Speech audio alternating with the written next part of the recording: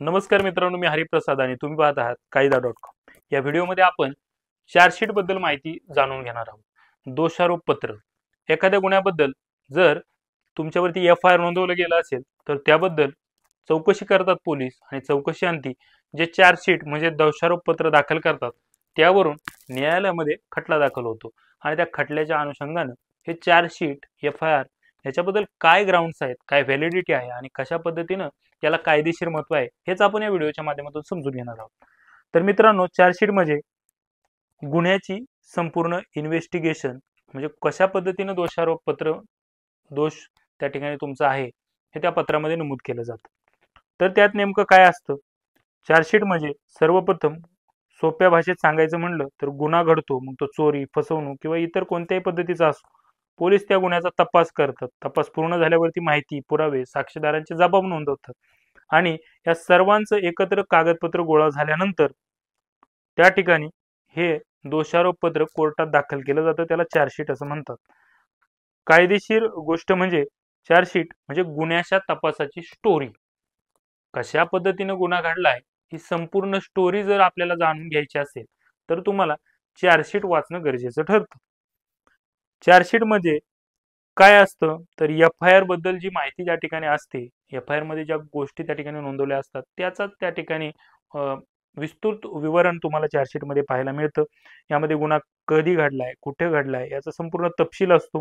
गुन्ह्यात समाविष्ट असणाऱ्या व्यक्तींची नावे, त्यांचे पत्ते, त्याबद्दल त्या ठिकाणी इतर पुरावे, जो काही घटनाक्रम घडलाय तो, त्याच्यानंतर जबाब म्हणजे कशा पद्धतीने एखाद्या व्यक्तीने जर तो गुन्हा घडताना पाहिला असेल तर तो कशा पद्धतीने सांगतोय तो जबाब त्या ठिकाणी चार्जशीट मध्ये असतो।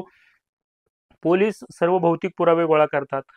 एखादा गुन्हा जर खून झाला असेल तर त्याच्यामध्ये जी हत्यारं वापरली असतील ती सुद्धा त्या ठिकाणी गोळा करतात, त्याचाही त्या ठिकाणी उल्लेख त्या चार्जशीट मध्ये होतो।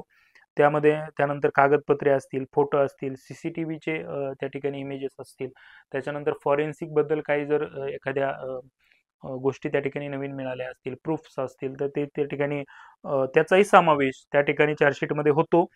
त्यानंतर पोलीस स्टेटमेंट काय नोंदवतात ह्याचाही समावेश त्या ठिकाणी होतो। कायदेशीर कलमांबद्दल सांगायचं झालं तर IPCतील त्या ठिकाणी सेगमेंट 3 हा चार्जशीटची संबंध त्या ठिकाणी सांगतो। गुन्ह्याची सर्वप्रथम नोंद ही एफ-आय-आर मध्ये होते आणि फिर्यादी पीडित व्यक्तीकडून जो काय त्या ठिकाणी जे एफ-आय-आर दिलं त्याच्यावरती जो तपास होतो पोलिसांकडून, तर त्या तपासाची विस्तृत माहिती ही चार्जशीट म्हणजे जो व्यक्ती ज्याच्याबद्दल गुन्हा घडलाय त्याच्या जवळच्या व्यक्तीने किंवा बघणाऱ्या व्यक्तीने जो काही एफ-आय-आर दाखल केलं त्याच्यावरती जी पोलिसांकडून तपासणी होते, पोलीस काय सांगतात तर हे त्या चार्जशीटमध्ये त्या ठिकाणी नोंदवलं असतं।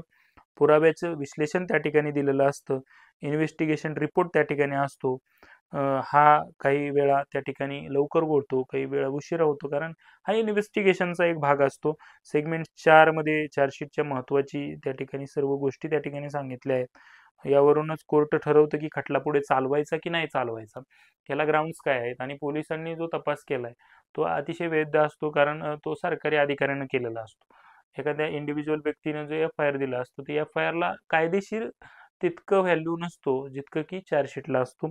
त्याच्यामुळं चार्जशीट हे एखाद्या दाव्यामध्ये, एखाद्या खटल्यामध्ये किती महत्त्वाचं असतं हे आपल्याला या व्हिडिओच्या माध्यमातून समजून नक्कीच आलं असेल।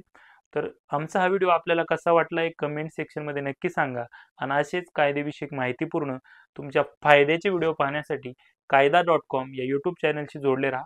धन्यवाद।